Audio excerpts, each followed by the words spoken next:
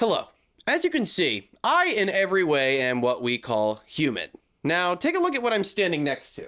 This is a Roku TV. All right, Roku owners, raise your hand if you acquired one of these bad boys in college, huh? No? Okay, just me. My college made connecting a device to the school's network so frustratingly difficult that at times it felt like it was intentional. Because of that, I was never able to use the internet functions of the TV. Well, I no longer live within the confines of those walls. Instead, I now live in my own prison, where I still don't use those functions. And why the hell would I? I mean, look at how awful and disgusting this interface looks. Don't get me wrong, I love a good trip to Roku City, but the purgatory before is rather damning. Non-Roku owners probably won't know this, but Roku actually has its own streaming service of sorts called the Roku Channel. The Roku Channel is an interesting case though, because it does carry some notable movies, but for the most part, when I'm looking through these movies, I feel like a character in a movie looking through movies. Christmas Lodge, The Christmas Card, Christmas on the Range, Christmas at the Amish Bakery. Like,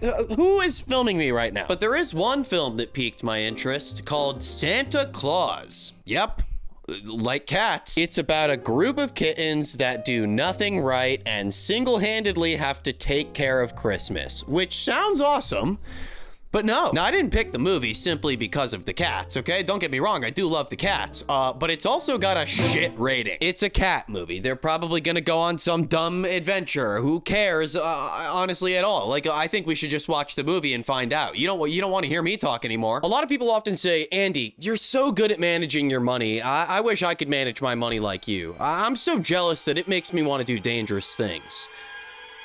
Well, today's sponsor is Rocket Money, thank God. Rocket Money is a personal finance app that allows you to cancel subscriptions, lower bills, and manage your money better. Guys, one of my biggest problems is I love signing up for things. I love signing up for free trials, but then they start charging me, and I want to cancel them as soon as possible. So that's how I use Rocket Money. It can safely and securely identify recurring charges and cancel unwanted subscriptions for you. And if you're someone who typically has a little bit of trouble managing your spending, Rocket Money can help with that too. You can create a custom budget, and then the app will automatically monitor your spending by category, and you'll get notifications when you've exceeded your limits. Rocket Money has helped its customers save an average of $270 a year, with over $500 million in unwanted subscriptions canceled. So save more and spend less. Join the 5 million users using Rocket Money today. Go to rocketmoney.com/AndyKing or click the link in the description to get started for free. That's rocketmoney.com/AndyKing. I really just want to get into the movie because, guys, it's so fucking dumb. So Santa pulls up to this house, right? And there's these two cats under the couch. Usually in a movie with talking animals,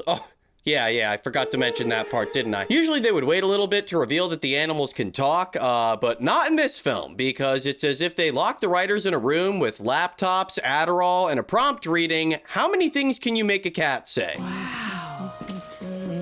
Magical, right? Where's his claws?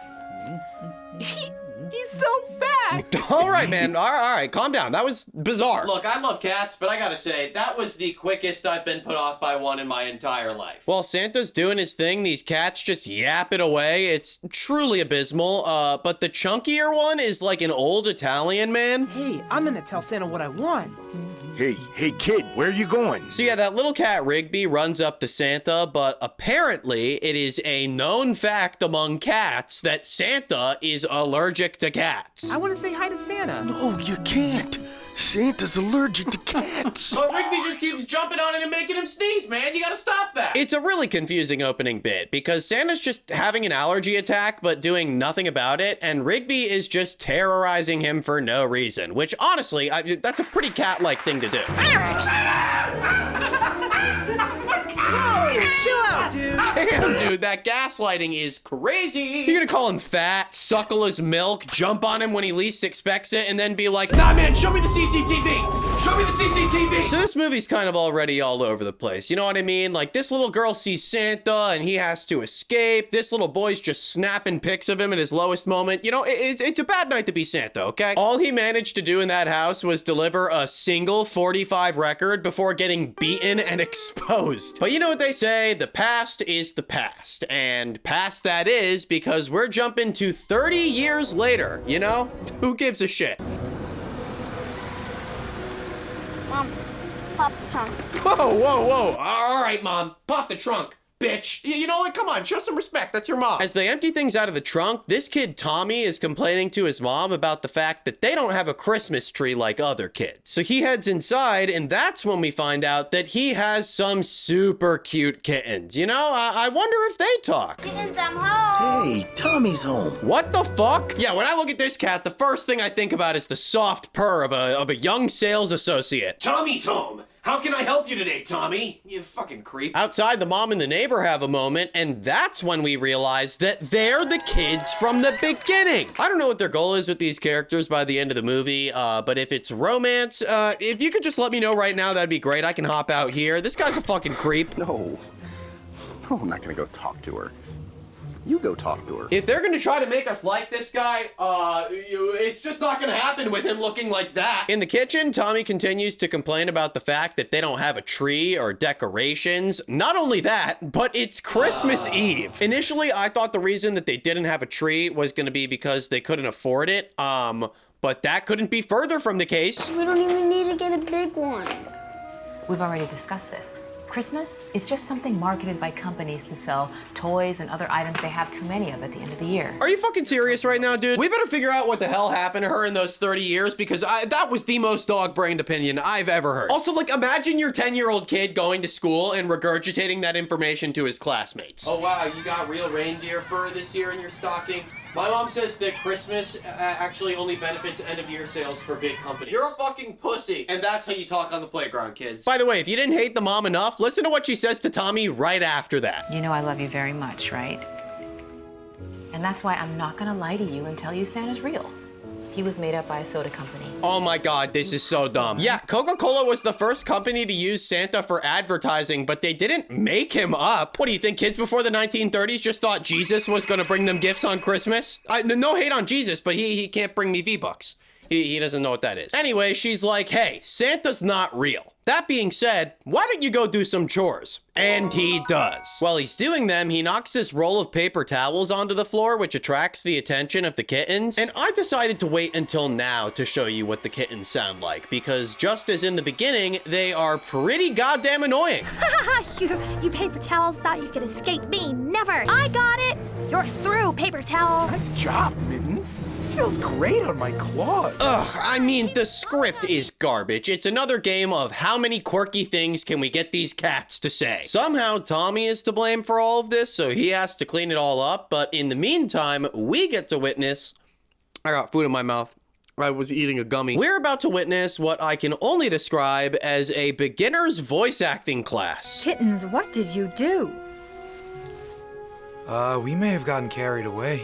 I tried to tell them, Mom. Why are the mouths moving like that? I would have been 100% okay with them just using regular shots of the cats. Movies do that all the time. Oh yeah, you weren't the one I saw leaping through the air? Shut up, Hairball. Oh my God, that is grotesque. Look, they gave the mom cat human lips. It looks like she has lip gloss on. Mom cat is basically telling the kittens that if they keep causing chaos around the house, the human mom, Julia, is going to find them a new home. If we can't show them that we can take care of ourselves, they'll what?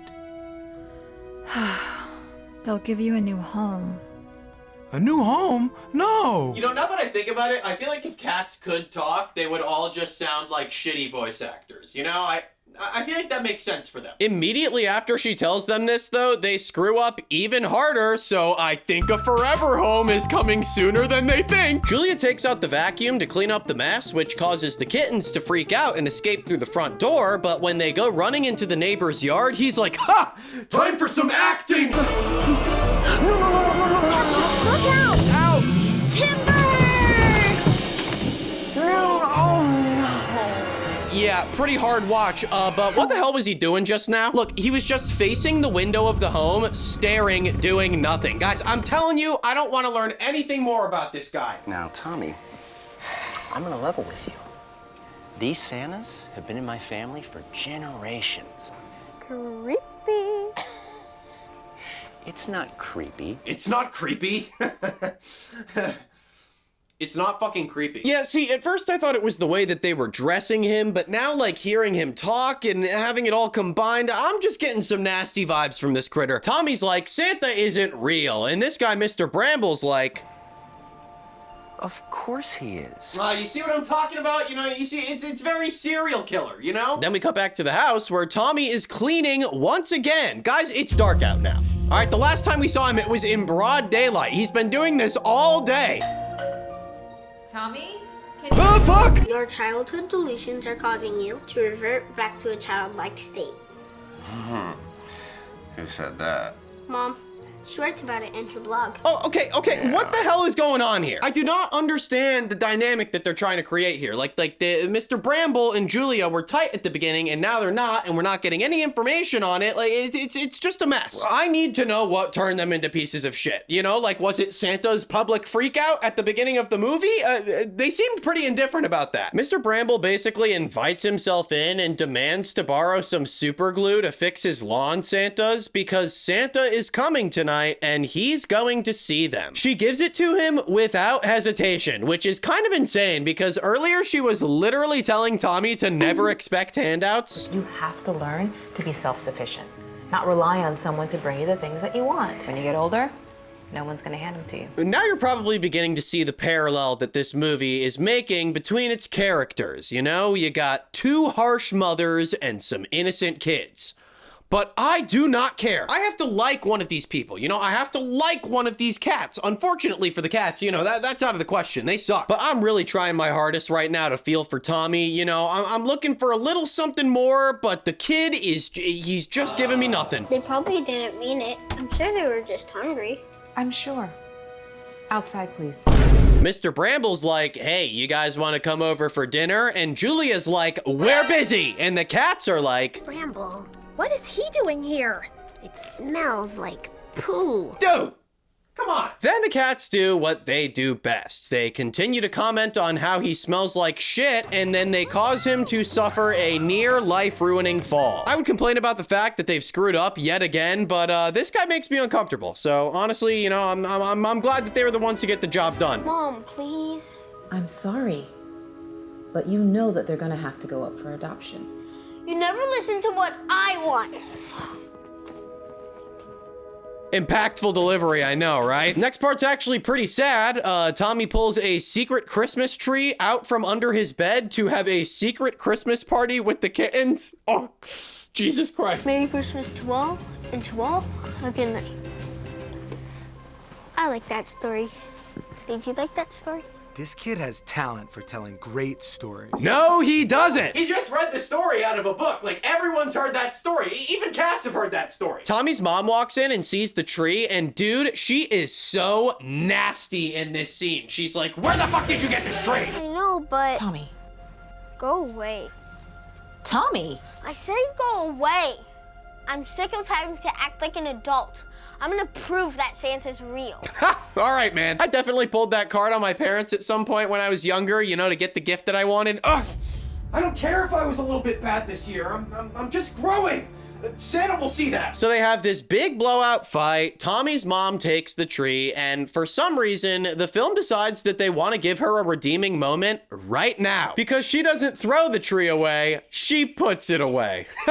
Maybe it's not so bad after all. In what I can only describe as a Nolan-esque sequence, Tommy crafts a box with colored paper cutouts. It is so intense. He forces the kittens into the box, saying he's going to give them to Santa. They don't like this. I promise, I'll never do anything bad again. Then he puts them out with the milk and cookies and says, I'm really gonna miss you guys. I'm gonna miss you too, Tommy. You guys are my best friends.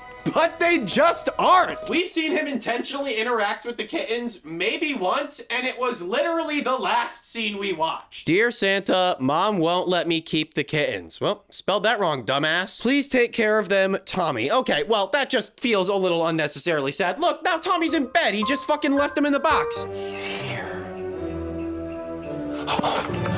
Oh, Jesus Christ. Okay. For a guy who loves Christmas so much, he sure knows how to make it extremely not fun. Somehow he's tracking Santa, and we can see that Santa's finally back at ground zero for the first time in 30 years. It has certainly been a while since I've been here. This guy needs to lay off the cookies. Yo, can you chill with that? At least the first cat was excited about it. This one's like, ugh, he's huge. Santa ends up grabbing the box, but when he hears Tommy coming down the stairs, he flees and takes it outside without leaving a single gift. He took a cookie and his gift and left. What a filthy bastard. I do have some good news though, because after he gets on the roof and realizes that the box is full of kittens, he falls off the roof and fucking dies. Guys?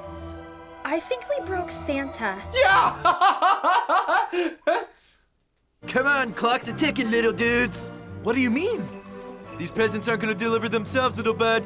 You have to fill in for the big man. Are we being serious right now? You guys are like Santa's right-hand men. Why are you not mourning? You gotta fill in for the big guy. Yeah, no, I don't think this is a fill-in. This is a replacement. Anyway, they get on the sleigh and they do this bit with the sleigh's built-in helper system. It is a multi-minute, long-winded way of teaching the kittens about the naughty and nice list, but for some reason they decide to use like the most confusing language possible. Just say the name on the list, and the Rangifier Triandis and aerial vessel will allow you to fly off to your next destination. Like, what are you saying right now? This film doesn't deserve to have lore-accurate vocabulary. This whole sequence is pretty much just this elf yapping on the screen with the occasional shot of a kitten just staring blankly into space, but somehow they absorb the information and they're ready to go? I don't know, who cares? We'll have to hurry. This is to keep our home, guys. God, please, stop saying such awesome dumb shit. What do you mean this is for our home? You just killed Santa and now you're covering up for it. I mean, you guys are really losing the plot here. Plus, Julia still hates your asses and she hates Santa. You've just become an even bigger target for her. After a pretty rough takeoff, the kittens managed to fly off, but not without sending Bramble and Tommy on a huge chase after them. They want my one chance to meet Santa. That's not Santa. Those are my kittens. Well, if those are your kittens, then where's Santa? Well, the good news, if you see this as good news, is that Santa's just sleeping, and for some reason, Tommy decides to try to wake him up alone. Hey! Wake up! Santa, why are you so fast? Like, I get that Santa is big and jolly, okay? That's his thing. But this movie is pointing it out so much that it feels like they're trying to make a point. The cats get to the first house and place the gifts, but when faced with the challenge of getting the gifts up into the stockings, they decide to get clever and become very human-like. I got it. Catapult ready. Fire! Great job. 3-pointer. Yes. Besides the horrific one-liners, which, by the way, they're really punching that quota. I hate when film, TV, whatever, pulls out the fucking fake cat arm. It freaks me out so bad, dude. They end up messing it all up again by knocking over the tree, so honestly, can't say I haven't seen this scene 4 times already in different fonts. Back at the house, Tommy's dragging Santa around when all of a sudden his mom comes downstairs and he's like... Then even the cat alerts her, and she's still like, I'm going to bed. By the way, the kittens just kind of left that house in shambles and dipped, which is crazy. That was close. And the following events make absolutely no sense to me for so many reasons. First of all, Tommy wakes up Santa, but in the process, he is loud as shit. And when he finally wakes up Santa, Santa just starts barking commands at him at full volume. Who are you? Where am I? I'm Tommy, and you're in my house. Well, go close those blinds. Meanwhile, Bramble is trying to climb the fence to get into Tommy's yard like he's searching for Santa. But I don't understand why the two of them aren't working together. Like literally, when the thing took off earlier, they were together. They saw it together and they were like, oh, Santa's here. Why didn't they work together? It's actually super confusing to me. Like, I wonder if they made some kind of mistake in the editing process or even the writing, or I don't know. It's really bizarre. Anyway, Tommy and Santa sit inside and talk about Santa's allergies, and outside, the mommy cat with the really bad voice actor. Who would have thought that Santa is such a mess? She threatens Bramble, I guess, but by just kind of sitting there.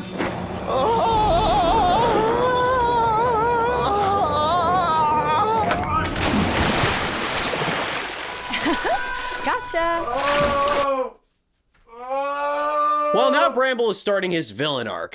He starts to get super weird alone in his laundry room. But I guess we'll learn about that more in a second. In the meantime, I haven't shown you this yet, but every time that the kittens have an extended conversation, the flow of dialogue makes absolutely no sense. Mittens, wait! We'd better get adopted to some really nice homes, Santa. I mean, come on!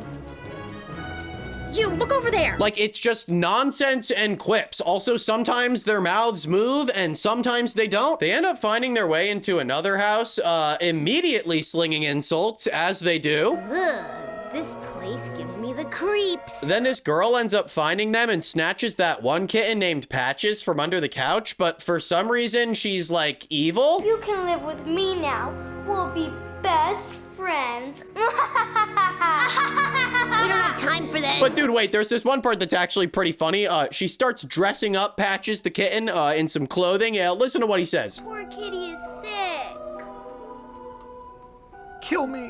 So they immediately go from being fully kidnapped to executing a full escape sequence, which naturally they succeed in. But then they just end up in another house with more kids and have to run away again. This basically launches into a montage of them delivering gifts, but sorry, the more that I think about it, I don't know who this movie is actually for. Like, if it's supposed to be for kids, maybe don't make all of the kids in the movie total creeps or just straight up unrelatable. This is the type of movie that even kids won't like. You know, this is the type of movie that you watch as a kid that makes you realize that you're growing older. You know, the experience, it's like processing grief. Oh, by the way, on their ride home, they almost crash into a fucking plane. What's that sound? Nothing, Hairball. Probably just the wind. Look out!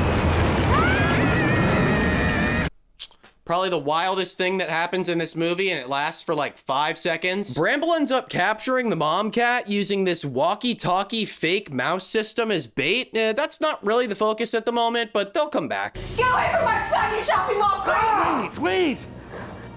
I'm Santa Claus. Oh, sure. And I'm Kate Middleton. Hey, parents! That's a joke for you!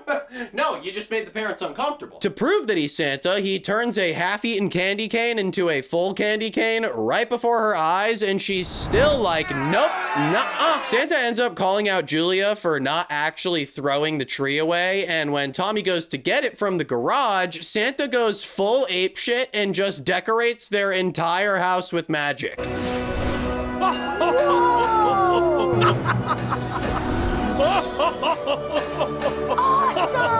Awesome! This should be a beautiful moment, but nope, Julia freaks out and calls the cops. Bramble, who has now somehow broken into the house, finds Santa's hat, and from all angles, it seems like it's turning him on. Santa's hat.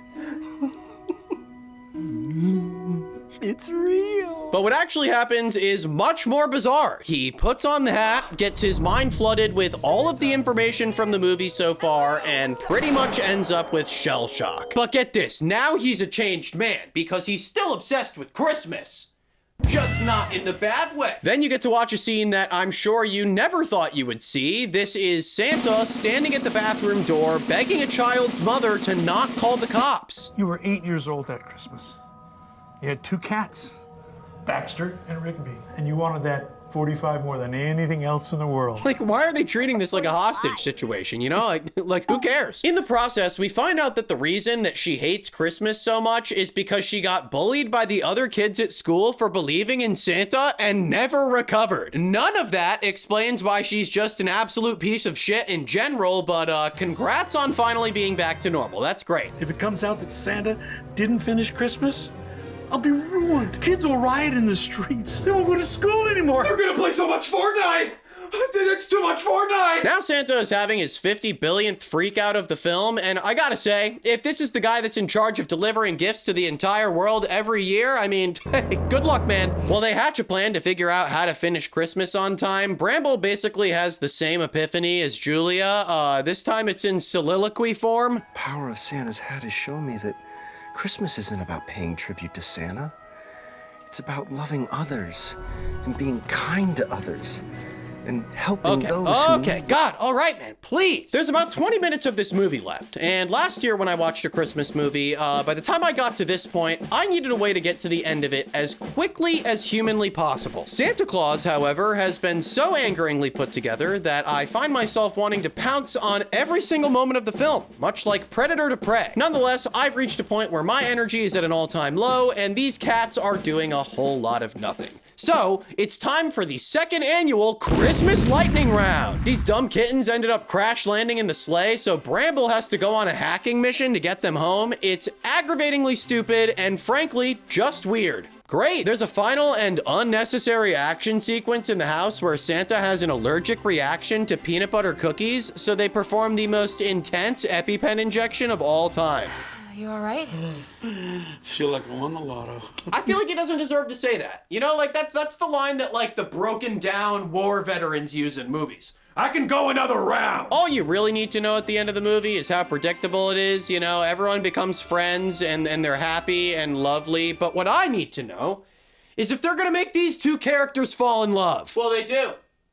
They get together as friends. And Bramble takes the kitten, so, you know, everything kind of ends up getting solved. It doesn't really feel like we're at the end, though, does it? You know, like, this plot was so horrible and confusing that I feel like this doesn't even feel like an end point. But thank you, Roku.